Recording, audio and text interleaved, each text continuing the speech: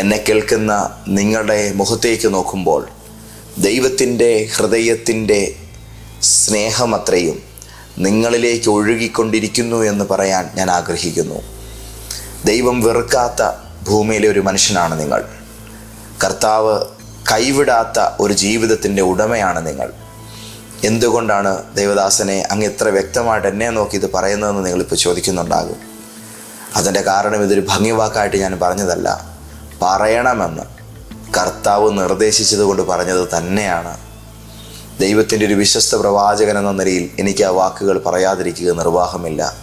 കാരണം ഏറെ ആശ്വസിക്കേണ്ടതായും ഏറെ സമാധാനം പ്രാപിക്കേണ്ടതായും നമ്മുടെ മനസ്സിൻ്റെ അവസ്ഥയെ കർത്താവ് കാണുകയാണ്. അപ്പോൾ നമ്മളോടുള്ള അവിടുത്തെ സമീപനം എന്താണെന്ന് വളരെ വ്യക്തമാക്കണമെന്നത് പരിശുദ്ധാത്മാവിൻ്റെ ഉദ്ദേശമാണ്. അതിനാലാണ് അവിടുന്ന് ഈ വാക്ക് നമ്മളോട് പറയുന്നത്.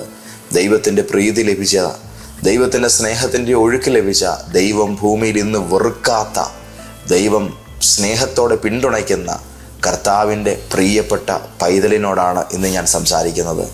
നിങ്ങൾക്ക് ഇന്നത്തെ പ്രവചനദൂതിലേക്ക് സന്തോഷത്തോടെ സ്നേഹവന്ദനം.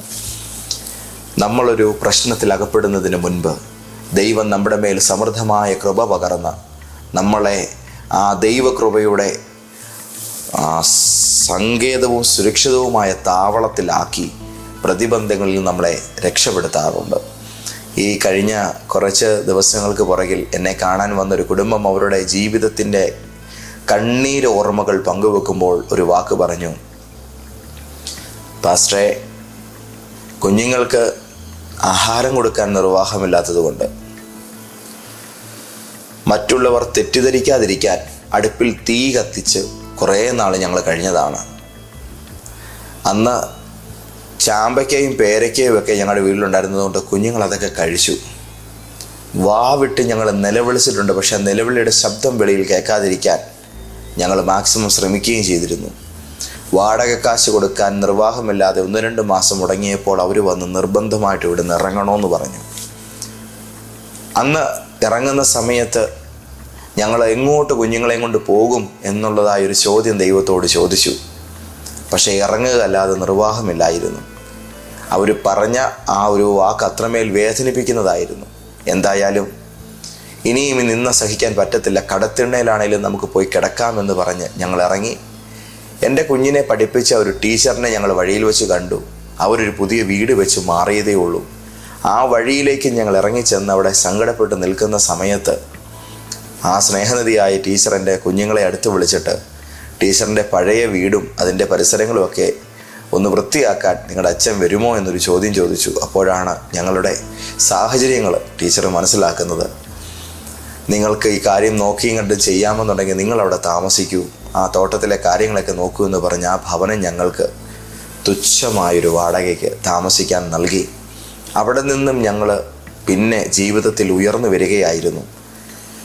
ഈ സംഭവം പറയുമ്പോൾ അവരുടെ കണ്ണ് നിറയുന്നുണ്ട്. എന്നിട്ടൊരു വാക്കെന്നോട് പറഞ്ഞു, ഞങ്ങളെ വാടക വീട്ടിൽ നിറക്കി വിട്ട ആ ദിവസം ഞങ്ങൾ പെരുവഴിയിൽ നിന്ന് വേദനിച്ചു. പക്ഷെ അന്ന് രാത്രിയിലൊരു സംഭവം ഉണ്ടായി. ഞാനും എൻ്റെ ഹസ്ബൻഡും കുഞ്ഞുങ്ങളും കിടന്നുറങ്ങുന്ന ആ മുറിയിൽ അതിൻ്റെ പുറത്ത് നിൽക്കുന്നൊരു മാവ് ഒരു വിധത്തിലും അത് ഒടിഞ്ഞു വീഴുമെന്നൊന്നും ആർക്കും പ്രതീക്ഷയില്ല. പക്ഷേ ഞങ്ങളുടെ വീടിൻ്റെ ഒരു സമീപത്തേക്ക് ഇങ്ങനെ ചാഞ്ഞു നിന്നതായ എൻ്റെ വലിയൊരു ചില്ല അന്ന് രാത്രിയിൽ ഒടിഞ്ഞ് ആ പെരയുടെ മീതെ വീഴുകയും ആ മേൽക്കൂര ഓടുകളെല്ലാം കൂടെ പൊളിഞ്ഞ് താഴേക്ക് വീഴുകയും ചെയ്തു. പാസ്റ്ററെ, ഞങ്ങൾ അന്ന് ആ വീട്ടിൽ നിന്ന് ഇറങ്ങിയില്ലായിരുന്നെങ്കിൽ ഞങ്ങൾ കിടന്നുറങ്ങുന്നത് ആ മുറിയിൽ ആ മരച്ചില്ല വന്ന് വീണ ആ സ്ഥലത്തിട്ടിരുന്ന കട്ടിലിലാണ്. സത്യത്തിൽ ജീവനോടെ ഞങ്ങളിൽ ആരുണ്ടാകും, വൈകല്യമില്ലാതെ ഞങ്ങളിൽ ആരൊക്കെ ജീവിക്കുമെന്നുള്ളതൊന്നും ഞങ്ങൾക്ക് പറയുക നിർവാഹമില്ല.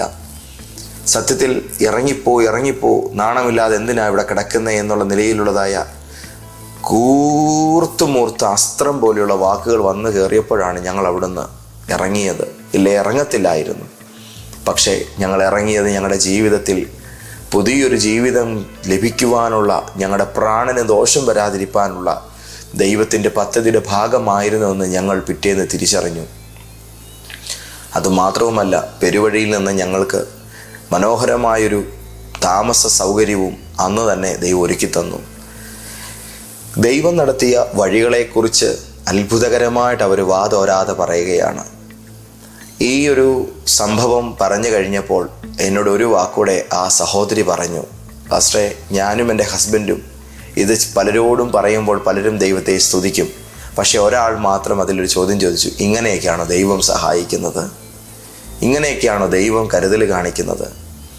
ദൈവത്തെ അറിഞ്ഞവർക്കറിയാം, ദൈവത്തിൻ്റെ കരുതലും പരിപാടികളുമൊക്കെ ഈ വിധത്തിലും വെളിപ്പെടാറുണ്ട്. നമുക്ക് അത്യത്ഭുതങ്ങളാകുന്ന കാര്യങ്ങളിലും വളരെ നിസ്സാരമായ കാര്യങ്ങളിലും ദൈവം വലിയ കാര്യങ്ങൾ നമുക്ക് വേണ്ടി ചെയ്യാറുണ്ട്. ഇന്ന് ലോകത്തിൻ്റെ പല കോണുകളിൽ ദൈവാലോചന കേൾക്കുന്ന കർത്താവിൻ്റെ പ്രിയ പൈതലേ, നിന്നോട് ഞാനൊരു ദൂത് പറയട്ടെ. നിൻ്റെ ജീവിതത്തിൻ്റെ മുൻപിൽ നിസ്സഹായരായി ഒതുങ്ങിക്കൂടി പോകേണ്ടതായ പല പല പല ഘട്ടങ്ങളിലും ഒരുപക്ഷെ ജീവിതത്തിൽ ഇതൊരു തകർച്ചയും പരാജയവുമാണെന്ന് നിങ്ങൾ സ്വയം ചിന്തിക്കുകയും സാക്ഷ്യപ്പെടുത്തുകയും ചെയ്യുന്ന നിലയിലുള്ള ജീവിത സാഹചര്യത്തിലും ദൈവം നിങ്ങൾക്ക് വേണ്ടി പ്രശ്നങ്ങൾ സംഭവിക്കുന്നതിന് മുന്നവേ സുരക്ഷിതമായ താവളങ്ങൾ ഒരുക്കിയിട്ടുണ്ട് എന്നുള്ളതായ ആലോചനയാണ് ദൈവത്തിൻ്റെ പരിശുദ്ധാത്മാവ് ഇന്ന് പകൽ അരുളി ചെയ്യുന്നത്. ഇനി ഞാൻ പറയാൻ പോകുന്ന വാക്ക് വളരെ ശ്രദ്ധയോടെ കേൾക്കണം. ഒരു ദൈവകൃപ നിൻ്റെ മേൽ വെളിപ്പെടും. ആ ദൈവകൃപയുടെ അകത്ത് നിൻ്റെ പ്രശ്നങ്ങളെ ദൈവം ചുട്ടുകളയും. ആമേൻ. ശോഭിക്കാൻ പോകുന്നൊരു കൃപ പ്രാപിക്കാൻ തയ്യാറായിക്കോ. പ്രശ്നങ്ങൾ നിൻ്റെ കൺമുമ്പിൽ ഇല്ലാതാകുന്ന കാഴ്ച കാണാൻ തയ്യാറായിക്കോ. ദൈവത്തിൻ്റെ കരുതലിലേക്ക് നീ പ്രവേശിക്കാൻ പോവുകയാണ്. വിശുദ്ധ വേദപുസ്തകത്തിൽ ഉൽപ്പത്തി പുസ്തകത്തിൻ്റെ 6 അധ്യായങ്ങൾ കഴിഞ്ഞ് 7-ാം അധ്യായത്തിലേക്ക് പ്രവേശിക്കുന്ന സമയത്ത് നമ്മൾ കണ്ടുമുട്ടുന്ന അതുല്യനായിരിക്കുന്ന ഒരു സ്നേഹനിധിയായ ദൈവ മനുഷ്യനാണ് നോഹ എന്ന് പറയുന്ന പ്രകൃതി സ്നേഹിയും ദൈവസ്നേഹിയും മനുഷ്യസ്നേഹിയുമൊക്കെ ആയ മനുഷ്യൻ. ഞാൻ അങ്ങനെ പറയാൻ കാരണം, ആ വ്യക്തിയുടെ മേൽ ദൈവം കൊടുത്ത നിയോഗം എല്ലാ ജീവജാലങ്ങളെയും സംരക്ഷിക്കുകയും പ്രകൃതിയുടെ സന്തുലിതാവസ്ഥയ്ക്കനുസരിച്ച് നിലപാടുകൾ സ്വീകരിക്കുകയും ചെയ്യണമെന്നുള്ളതായ പ്രകൃതിക്കിണങ്ങിയ ഒരു മനോഭാവത്തിലുള്ളതായ ഒരു വ്യക്തിയായിരുന്നു നോഹ എന്ന് പറയുന്നത്. നോഹയോട് ദൈവം പ്രളയം വരുമെന്നും ഭൂമിയെ നശിപ്പിക്കുമെന്നും അതുകൊണ്ട് അതിനു മുന്നവേ നീ നിൻ്റെ കുടുംബവും രക്ഷ പ്രാപിക്കുന്നതിനോടൊപ്പം മാലോകരെയെല്ലാം ഈ വാർത്ത അറിയിച്ച് രക്ഷപ്പെടാൻ താല്പര്യപ്പെടുന്നവരെയെല്ലാം നീ ഇതിനുള്ളിലാക്കണമെന്നുള്ള നിലയിൽ ഒരു പേടകം നിർമ്മിക്കുന്നതിനെക്കുറിച്ച് ദൈവം നോഹയുമായി ഡിസ്കസ് ചെയ്തു.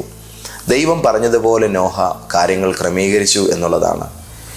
ഇനിയും ഞാൻ പറയാമെന്ന് പറഞ്ഞ ആശയത്തിലേക്ക് വരികയാണ്.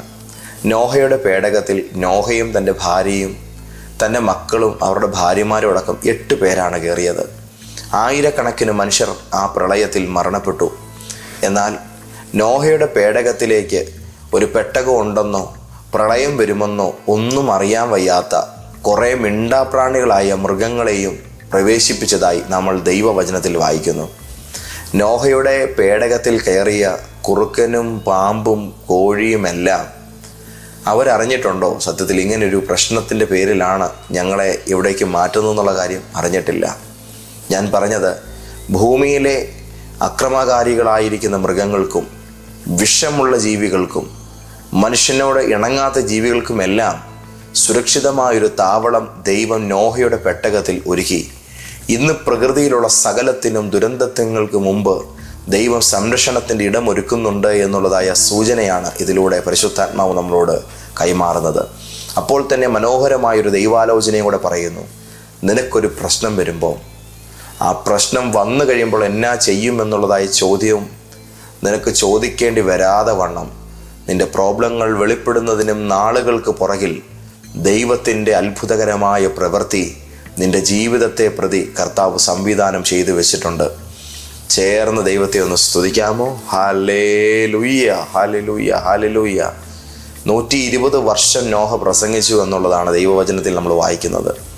ഒരു പ്രശ്നം വരുന്നതിന് 120 വർഷത്തിന് പുറകിൽ ദൈവത്തിൻ്റെ അത്ഭുതകരമായ സംരക്ഷണ താവളത്തിൻ്റെ പണികാര്യങ്ങൾ ആരംഭിച്ചു.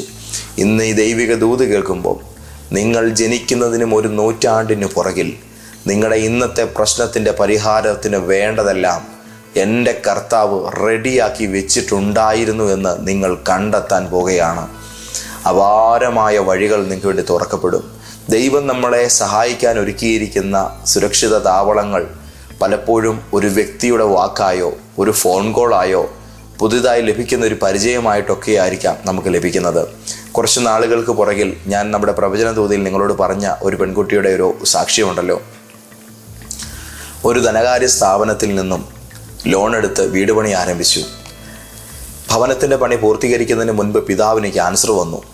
അപ്പൻ്റെ ചികിത്സയ്ക്ക് വേണ്ടി ശക്തമായിട്ട് അവൾ ഓടി അലഞ്ഞ് അപ്പനെ ട്രീറ്റ്മെൻറ്റൊക്കെ ചെയ്ത് ഒരു വിധത്തിൽ ഭേദപ്പെടുത്തി വീട്ടിൽ കൊണ്ടുവരാൻ വേണ്ടി ശ്രമിക്കവേ ആശുപത്രിയിൽ നിന്നും പിതാവ് ഇറങ്ങുന്നതിൻ്റെ തൊട്ട് പുറകിലായി അനിയത്തി സ്കൂട്ടറിൽ പോയപ്പോൾ അവൾക്കൊരു ആക്സിഡൻ്റ് ഉണ്ടായി. ആ കുട്ടിക്കും വേണ്ടി ചെലവഴിച്ചു വലിയൊരു തുക. സത്യത്തിൽ ചിന്തിക്കുമ്പോൾ ഒരു ശാപം പിടിച്ചതുപോലെയുള്ളതായൊരു സമാനമായൊരു സാഹചര്യം. കരഞ്ഞുകൊണ്ടാണ് എന്നോട് ഈ കാര്യം പറഞ്ഞത് കേട്ടോ. എന്നിട്ട് പറഞ്ഞൊരു വാക്കുണ്ട്, പാസ്റ്ററെ, ബാങ്കിൽ നിന്ന് ജപ്തി നോട്ടീസ് വന്നു, കാര്യങ്ങളെല്ലാം കൈവിട്ടുപോയി, പലരുടെയും സഹായങ്ങളും സ്നേഹങ്ങളും എല്ലാം ഉണ്ടായിരുന്നു, പക്ഷേ എല്ലാറ്റിനും ഒരു പരിധിയുണ്ടല്ലോ, ലിമിറ്റേഷൻസ് ഉണ്ട് എല്ലാവർക്കും എല്ലാ കാര്യത്തിനകത്തും. അങ്ങനെ പലർക്കും സഹായിക്കണമെന്നുണ്ടായിരുന്നെങ്കിലും പലരെ കൊണ്ടും അത് സാധിക്കാതെ വന്നൊരു സമയത്ത് ജപ്തിയാണ്, കാര്യങ്ങളെല്ലാം ഒരു തീരുമാനത്തിലേക്ക് വരികയാണ്. ബാങ്കിൽ നിന്ന് ആൾക്കാർ വന്നു, ഇന്ന പോലെയാണ് വിഷയം എന്നൊക്കെ പറഞ്ഞു. അപ്പം ഇവരുടെ സാഹചര്യം കണ്ടപ്പോൾ അവർക്കും തിരിച്ചൊന്നും പറയാൻ വയ്യാതെ ഈ അനിയത്തിയെയും അപ്പനെയും കണ്ടപ്പം അവർ ആ ബാങ്കിൽ നിന്ന് വന്ന ഉദ്യോഗസ്ഥരൊക്കെ നിങ്ങൾ എന്തെങ്കിലും വഴി നോക്ക് എന്ന് പറഞ്ഞ് അവർക്ക് നിസ്സഹായരായിട്ട് ഇറങ്ങിപ്പോവുകയും നിർവാഹമുണ്ടായിരുന്നുള്ളൂ. വലിയ ഒച്ചപ്പാടും ബഹളമൊക്കെ ഉണ്ടാക്കുമെന്നുള്ള നിലയിൽ കരുതിയെങ്കിലും അവർ ആ വീട്ടിൽ വന്നൊരു കട്ടൻ കാപ്പിയും കുടിച്ചിട്ട് ഇവരുടെ സാഹചര്യങ്ങൾ കണ്ടിട്ട് ഞങ്ങളെക്കൊണ്ട് സഹായിക്കാവുന്നതിന് മാക്സിമം ഞങ്ങളെ സഹായിക്കാമെന്ന് പറഞ്ഞിട്ട് അവർ പോയി. പക്ഷേ ആ മാനേജർ ആ കുട്ടിയെ വിളിച്ചിട്ട് അന്ന് പറഞ്ഞു, സിസ്റ്ററെ, എനിക്ക് ഈ വിഷയത്തിൽ നിങ്ങളെ ഹെൽപ്പ് ചെയ്യുന്നതിന് ലിമിറ്റേഷൻസ് ഉണ്ട്, ഞങ്ങളുടെ മാക്സിമം ഞങ്ങൾ ചെയ്തു, പക്ഷേ നിങ്ങളുടെ കാര്യത്തിനകത്ത് ഉടനടി ആക്ഷൻ എടുക്കണമെന്നുള്ളതാണ് മുകളിൽ നിന്നുള്ളതായ ഓർഡർ. അതുകൊണ്ട് ഞങ്ങൾക്ക് മുന്നോട്ട് പോകാതിരിക്കുക പറ്റത്തില്ല കേട്ടോ, ഞങ്ങളോടൊന്നും തോന്നരുത്. അങ്ങനെ അദ്ദേഹം തൻ്റെ നിസ്സഹായത അറിയിച്ചു. കരഞ്ഞ് നിലവിളിച്ച് ഈ കൊച്ച് പല വഴികളിൽ ഓടി, പക്ഷെ ആരെക്കൊണ്ടും ഒരു സഹായം അവൾക്ക് ലഭിച്ചില്ല. അങ്ങനെ ഇരിക്കെ പിറ്റേ ദിവസം ഏതോ ഒരു സ്ഥലത്ത് ഒരു ഇൻ്റർവ്യൂവിന് വേണ്ടി ഇവൾ ഒരു യാത്ര പോവുകയാണ്. ആ പോകുന്ന വഴിയിൽ ട്രെയിനിൽ കയറി പോകുമ്പോൾ അവളിരുന്ന കമ്പാർട്ട്മെൻറ്റിൽ അവളിരുന്ന സീറ്റിന് നേരെ മുൻപിലായി ഒരു മനുഷ്യൻ വന്നിരുന്നു, മാന്യനായൊരു വ്യക്തി. ആ യാത്രയിൽ ഇവളുടെ സങ്കടങ്ങളും പ്രശ്നങ്ങളും ഒക്കെ ആ മനുഷ്യൻ ഇടയ്ക്കിടെ നോക്കുന്നുണ്ട്. ഇവർ തമ്മിൽ സംസാരിച്ചു. ആ മനുഷ്യനുമായിട്ട് ഇവൾ കാര്യങ്ങളൊക്കെ ചോദിച്ച് പറഞ്ഞു വരവേ ഈ കുട്ടിയോട് എന്ത് ചെയ്യുന്നെന്ന് ചോദിച്ചു. ഇവളുടെ കാര്യങ്ങൾ പറഞ്ഞു. അദ്ദേഹം ചോദിച്ചു, ഇപ്പോൾ എന്താ നിൻ്റെ മുഖം വല്ലാതിരിക്കുന്നത്? അന്നേരം ഈ കാര്യം പറഞ്ഞു. ഇന്നലെ മാനേജർ പറഞ്ഞ ഒരു വാക്കുണ്ട്, മേൽ ഘടകത്തിൽ നിന്ന് ശക്തമായ സമ്മർദ്ദമാണ്, എനിക്ക് ലിമിറ്റേഷൻ ഉണ്ടെന്ന്. ആ കുഞ്ഞിൻ്റെ മുൻപിൽ വന്നിരുന്ന ആ ട്രെയിൻ യാത്രയിലെ മാന്യനായ വ്യക്തി അവളുടെ വീടിൻ്റെ മേൽ ആക്ഷൻ എടുത്തിരിക്കുന്ന ആ ധനകാര്യ സ്ഥാപനത്തിൻ്റെ സോണൽ മാനേജരായിരുന്നു. അദ്ദേഹത്തിന് ആ ഒരു വിഷയത്തിന് മേൽ തീരുമാനമെടുക്കാനുള്ള അധികാരമുണ്ടായിരുന്നു. ആ ലെറ്റർ അവൾ അദ്ദേഹത്തെ കാണിച്ചു. അത് വാങ്ങി അദ്ദേഹം തൻ്റെ കാർഡ് അവൾക്ക് കൊടുത്തിട്ട് പറഞ്ഞു, ഈ നമ്പറിൽ വിളിക്കുക, ഞാൻ ഈ കാര്യമൊന്ന് അന്വേഷിക്കട്ടെ. എന്നിട്ട് അദ്ദേഹം ഈ കൊച്ചിനെ ആത്മാർത്ഥമായിട്ട് സഹായിക്കാമെന്ന് പറഞ്ഞു. ചുരുക്കത്തിൽ നിസ്സഹായയായി ഒരു തീവണ്ടി യാത്രയിൽ ലക്ഷ്യം തെറ്റിയവളെ പോലെ ഓടുന്നൊരു വഴിയിൽ ദൈവം അവൾക്ക് വേണ്ടി ഒരുക്കിയ ഒരു സുരക്ഷിത താവളമായി ആ മനുഷ്യൻ്റെ ഇടപെടലിൽ മാറുകയായിരുന്നു.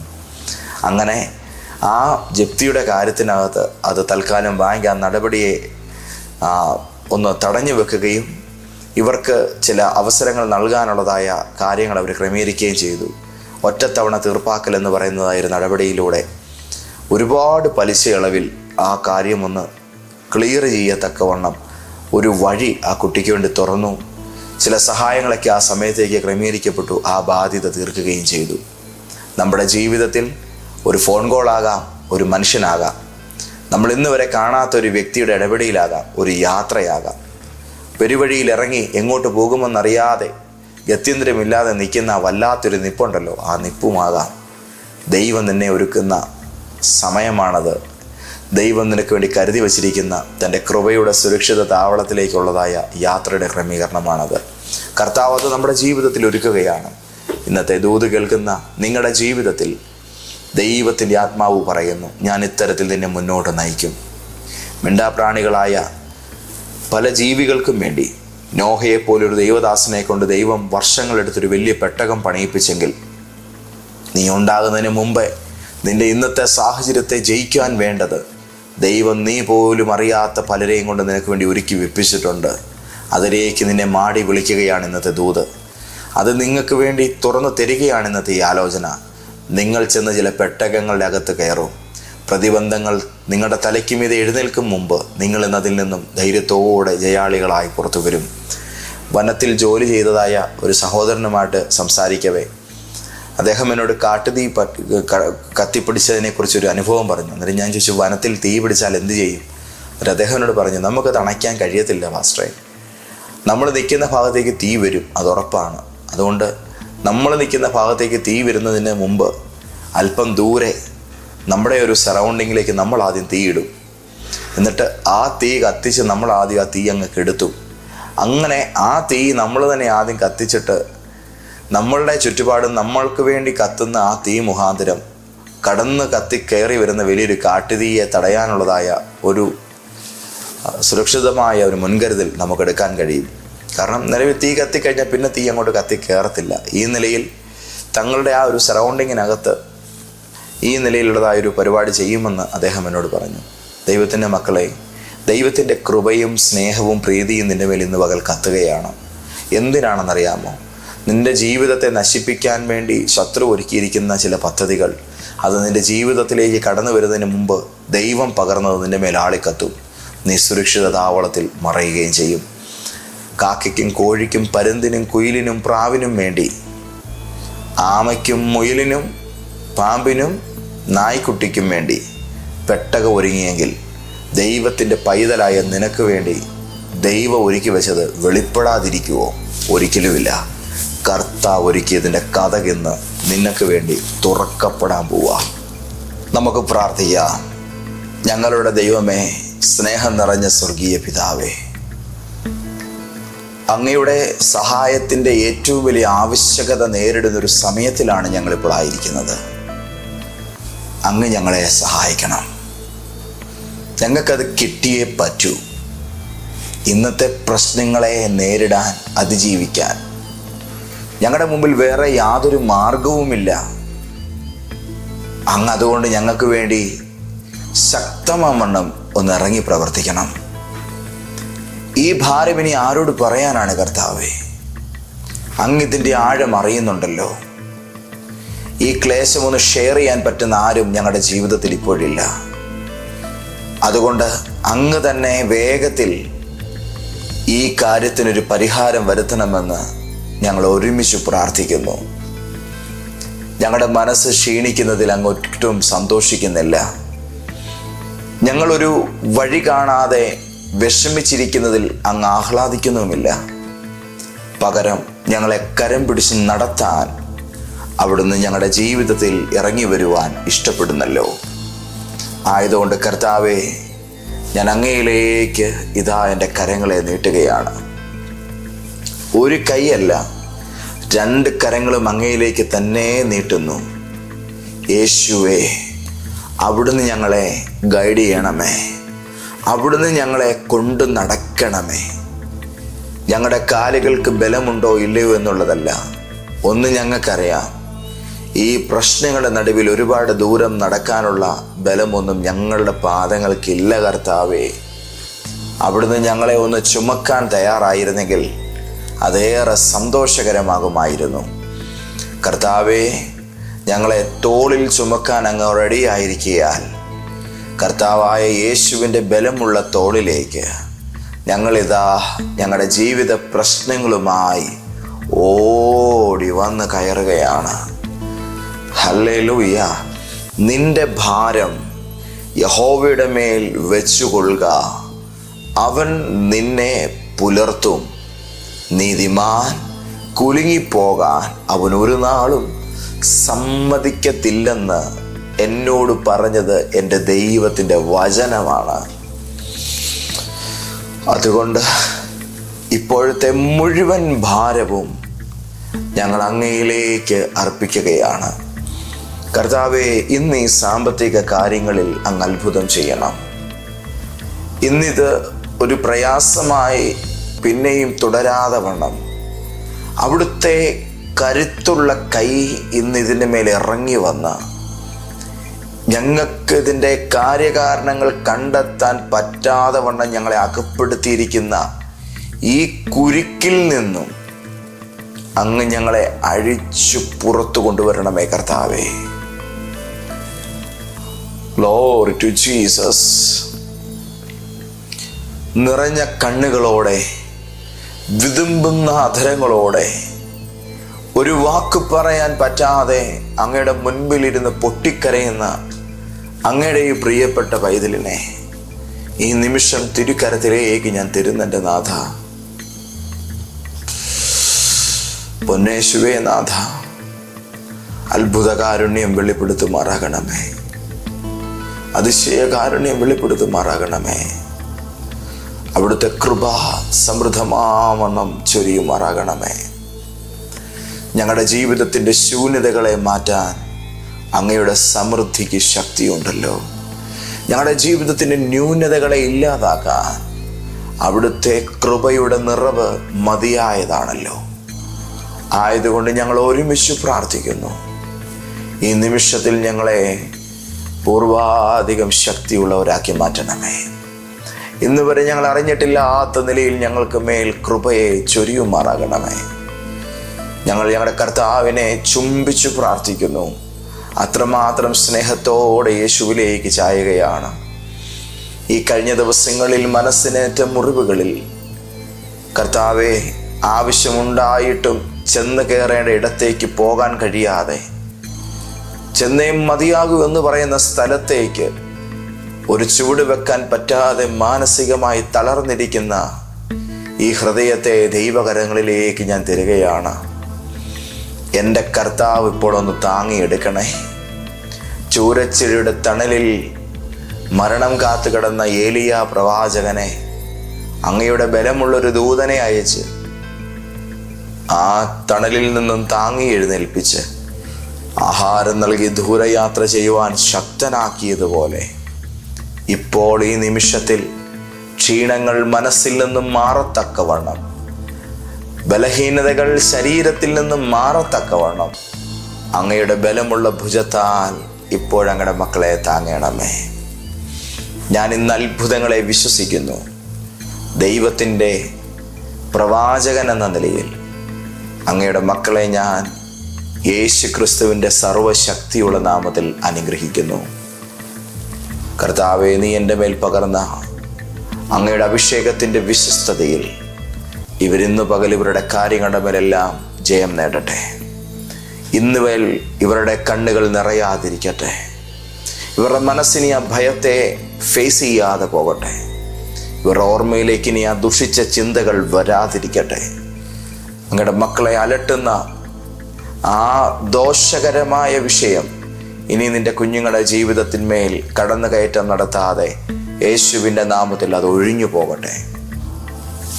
സർവശക്തിയുള്ള ദൈവവും സകല ദാനങ്ങളുടെ ഉറവയുമായ യേശു ക്രിസ്തുവിനാൽ അങ്ങയുടെ മക്കൾ ഇപ്പോൾ സമ്പന്നരാകട്ടെ.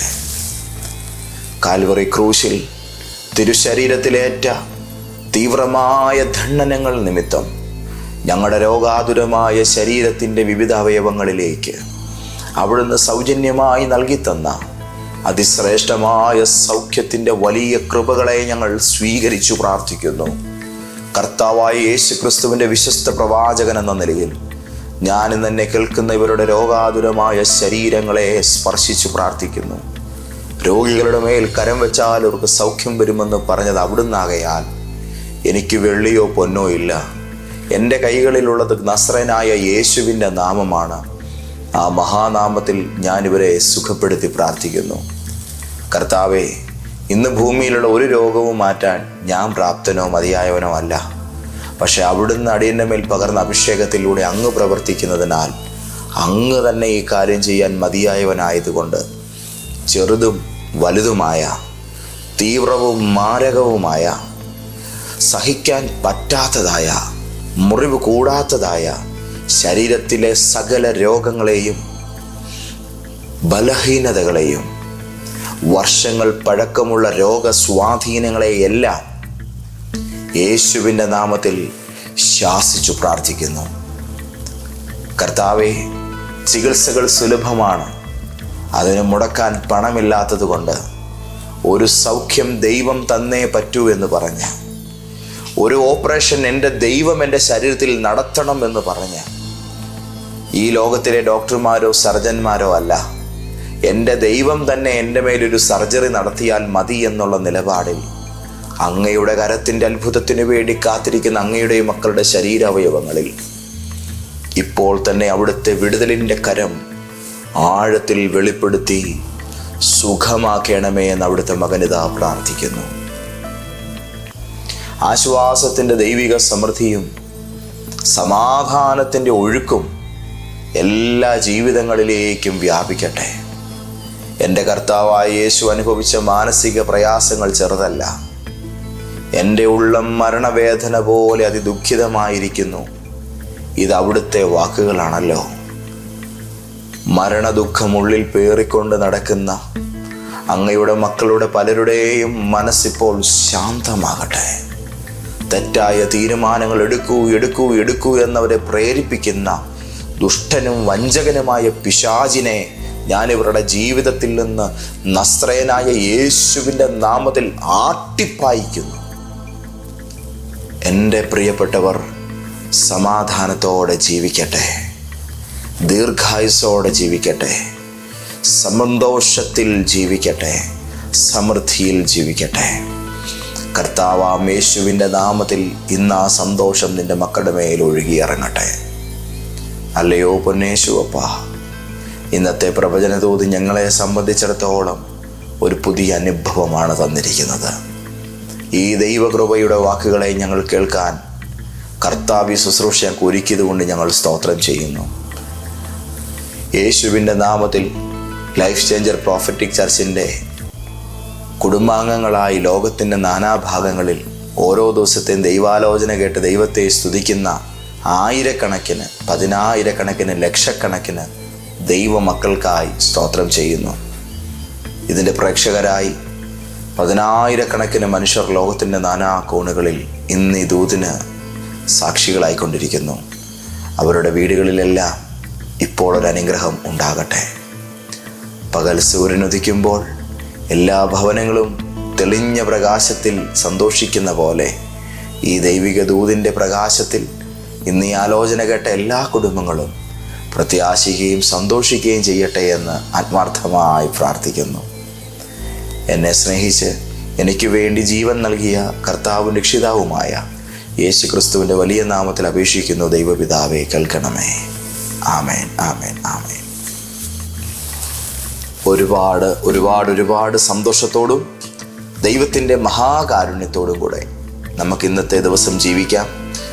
നിങ്ങൾ ഇന്ന് സുരക്ഷിതരും സമൃദ്ധിയുള്ളവരുമായി മാറും. കർത്താവ് നിങ്ങളെ ധാരാളമായി അനുഗ്രഹിക്കട്ടെ. നമ്മുടെ വിശുദ്ധ കൂട്ടായ്മകളിലേക്ക് ഞാൻ നിങ്ങളെ സ്വാഗതം ചെയ്യുന്നു. കോട്ടയത്ത് ഇന്ത്യൻ റെഡ് ക്രോസ് സൊസൈറ്റിയുടെ ഓഡിറ്റോറിയത്തിൽ നടക്കുന്ന നമ്മുടെ സഭാ കൂട്ടായ്മകളിലേക്ക് വെള്ളിയാഴ്ച ഞായറാഴ്ച നടക്കുന്ന വിശുദ്ധ ആരാധനകളിലേക്ക് ഞാൻ നിങ്ങളെ സാദരം സ്വാഗതം ചെയ്യുന്നു. കർത്താവ് നിങ്ങളെ ഒത്തിരി അനുഗ്രഹിക്കട്ടെ. ആമേൻ.